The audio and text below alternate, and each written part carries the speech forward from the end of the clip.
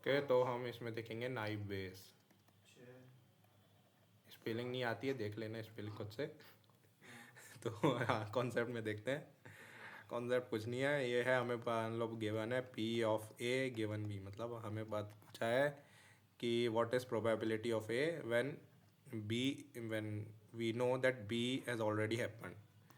तो इसका कैसे करेंगे, तो हम लिखेंगे इसको पी ऑफ, ये बेस थ्योरम यहाँ पे क्या होती है, पी ऑफ बी मतलब वाई, मतलब अरे सिंपल रख देते हैं यार इसको, इतना दिमाग नहीं लाने का। तो इसको कैसे करते हैं अपन, देखो इसको करते हैं अपन ऐसे कि अब हमें बोला, अगर हमें बोला है कि P of A such that B has already happen, मतलब P of A intersection B, मतलब पी और प्रोबेबिलिटी कि ए और बी दोनों एक साथ हों upon probability of happening of what, B. तो इसको इस तरीके से भी लिख सकते हैं, P of A intersection B को हमें पता है, हम इस तरीके से लिख सकते हैं P of B given A into P of A, ऐसे भी लिख सकते हैं अपॉन पी ऑफ बी। तो ये हमारी बेस थ्योरम है, तो बेसिकली हमें ये थ्योरम पता होना चाहिए। तो अब हमारा जो केस है, मतलब नाइव बेस जो हम मशीन लर्निंग में यूज़ कर रहे हैं, तो हमारे पास कुछ इस तरीके की कंडीशन आती है। हमें पूछा जाता है P of Y means P of Y equal to 1 generally. तो हमें ये पूछा है और हमें ढेर सारे कुछ फीचर्स हैं, तो हमें वो बोला है जैसे कि कुछ x1 x2 ऐसे हमारे पास कुछ फीचर हैं। ये दिया है जैसे कि यहाँ पे एक ऊपर एग्जांपल दे है, जैसे ये कि ये इधर पे पूछा है probability of purchase online when discount and free delivery offer, मतलब ये मैं तो प्रोबेबिलिटी ऑफ परचेस गिवन कि डिस्काउंट भी है और फ्री डिलीवरी भी है। तो हम इसको किस तरीके से लिख सकते हैं, इसको हम लिख सकते हैं, अब हमें ये भी पता है कि P of A comma B अगर हमें पूछा है और ये दोनों अगर इंडिपेंडेंट हैं, तो हम इसको ये लिख सकते हैं P of A into P of B, है ना। बस उसी का यूज़ इधर पे करेंगे। अब हमारे पास क्या है, पी ऑफ ये क्या होता है, P of X given Y into P of Y upon P of X, यही होता है। अब हमारे पास एक्स जो है x1 कॉमा x2 से एक्स एन तक है, तो इसको हम लिख देंगे P of x1 given Y into P of x2 given Y dash P of X N given Y,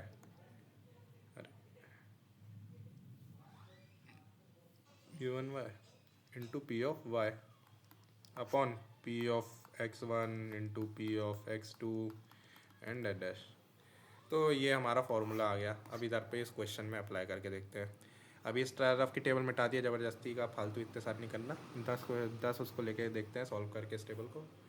तो हमें क्या क्या पूछा है, हमें बोला है कि हमें फाइंड करना है probability that product is purchased online और बाय जब डिस्काउंट और फ्री डिलीवरी हमें ऑफ़र हो रही थी। तो सिंपल है, हम देख लेते हैं इसको फॉर्मूला के हिसाब से लेके। तो P of P given D upon F, मतलब probability of purchase given discount and free delivery offered.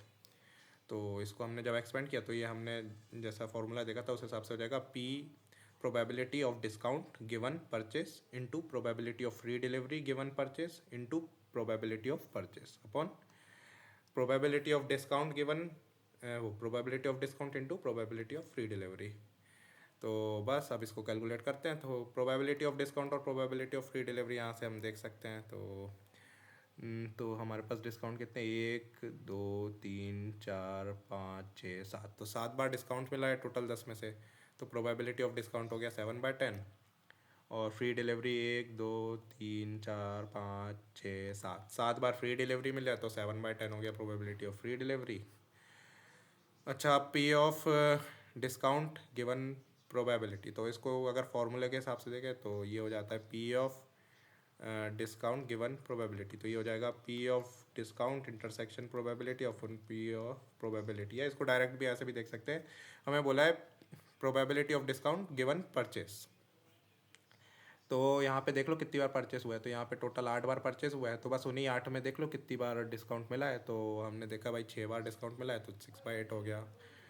फिर देखो फिर वही कितनी बार परचेस हुआ है, तो टोटल 8 बार परचेस हुआ है और उन 8 में से यहाँ पे 1 2 3 4 5 6 बार जो है फ्री डिलीवरी मिली है। तो 6/8 जो है ये हो गया अपना P of F given P, और into P of P means probability of purchase. तो प्रोबेबिलिटी ऑफ परचेस है 1 2 3 4 5 6 7 8। तो 8 बार परचेस हुआ है टोटल 10 में से, तो ये हो गया 8/10। बस अब इसको सॉल्व कर लो। इसको जब हमने सॉल्व करा तो हमारा 18/196, तो ये हो गया हमारा आंसर। ख़त्म। तो ये हो गया हमारी कौन सी नाइप बेस। चलो, हो गया।